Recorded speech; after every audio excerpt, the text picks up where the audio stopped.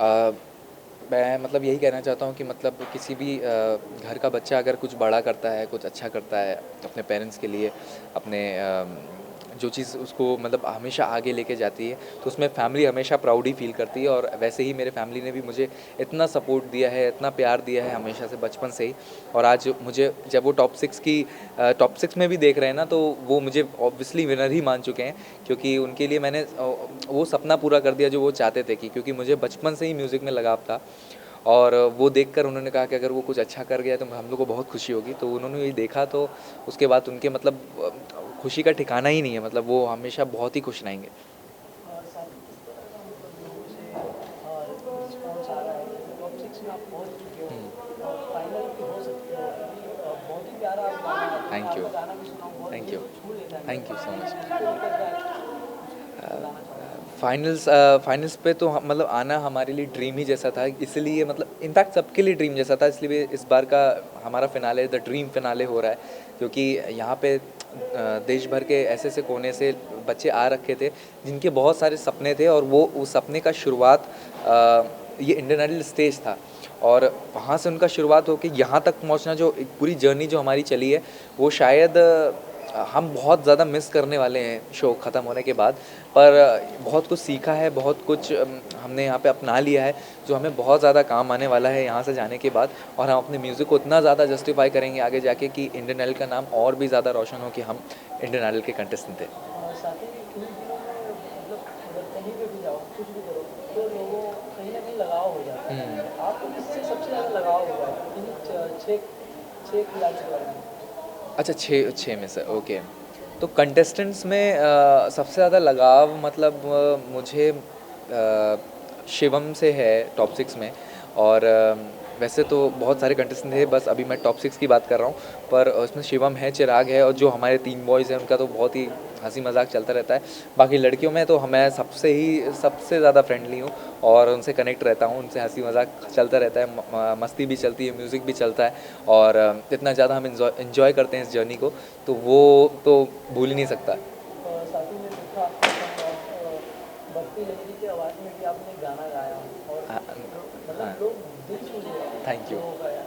तो उनका बहुत ही बपीदा का बहुत ही ज़्यादा आइकॉनिक गाना था वो, थोड़ी सी जो पीली है, वो उनका जो बनाया हुआ मतलब किशोर दा की आवाज़ में जब उन्होंने मतलब मैंने सुना, तो मुझे लगा कि उस गाने को उतना ही जस्टिफाई करना पड़ेगा जितना किशोर दा ने किया होगा बपीदा को समझ कर कि वो गाना कितना इंपॉर्टेंट है उनके लिए। तो उनके गाने को जस्टिफाई करना इज़ नॉट ईज़ी नहीं है, वो उसको समझना पड़ता है। और हमारे मेंटर्स जो हैं, हमारे सर हैं जो हमको सिखाते हैं, वो उन्होंने बहुत हेल्प करी है इस चीज़ को करने के लिए। तो तब जाके वो गाना इतना खिल के आया है। और वो देखकर भी मुझे खुद को इतना खुशी रहता है, क्योंकि ये गाने को निभा पाना इतने अच्छे तरीके से शायद बहुत आसान नहीं था। पर मैंने जब मेहनत करी तो उस पर होना बहुत ही मतलब एक प्राउड जैसी फील होती है खुद पे भी कि ये मेहनत काम आती है। और साथ ही सिंगिंग की दुनिया में किसी कोई ना कोई गुरु होता है। हम्म। आपका गुरु कौन था और आप किससे सीख के इतना आगे बढ़े? मैंने कहीं प्रोफेशनल ट्रेनिंग तो नहीं ली है अपने लाइफ में म्यूज़िक की। मैंने सिर्फ मैं भजन से ही शुरू शुरू किया था अपना म्यूज़िकल करियर। और उसके बाद अरिजीत सिंह मतलब ऑब्वियसली आज के टाइम पे सबके फेवरेट हैं। पर मेरे इसलिए है क्योंकि मेरे घर वालों ने भी इतना ज़्यादा सुना है ना उनको, कि हर बार वो उनके ज़ुबान पे सिर्फ़ और सिर्फ मेरे लिए अरिजीत सर का ही नाम रहता है कि तुम सीखो तो उनसे ही सीखो, तुम कुछ अगर अडॉप्ट कर रहे हो अपने अंदर तो इनसे ही अडॉप्ट करो। किसी एक को आइडल मानना इज़ वेरी इंपॉर्टेंट, कि आप उनके ही बनाए एक पथ पर चलते रहो, तो ऑब्वियसली आपको एक टाइम पे आके सक्सेस मिल ही जाएगी। क्योंकि आप बहुत कुछ सीखते हो, बहुत कुछ उनको पढ़ लेना इज़ वेरी इंपॉर्टेंट। तो वो मैंने कर लिया है, तो उनको जानना इज़ वेरी इंपॉर्टेंट। और मैं कभी मुझे मौका मिला तो मैं उनको मिलूँगा भी, और उनसे आशीर्वाद लेना बहुत मतलब ज़रूरी है मेरे लिए। ग्रैंड फिनाले भी आ गया है, उसको किस तरह से देखते हो आप? ग्रैंड फिनाले क्या तो कुछ करने बहुत वाले हो, किस तरह का धमाल होने वाला है? मैं देखा अंदर काफ़ी तैयारी भी चल रही थी। ये तो 2 अप्रैल को हम अपना ड्रीम फिनाले सेलिब्रेट करने जा रहे हैं। और आप सबके वोट हमें बहुत इम्पोर्टेंट है। आप हमें वोट करेंगे तो आप अपने फेवरेट कंटेस्टेंट को विनर बना सकते हैं।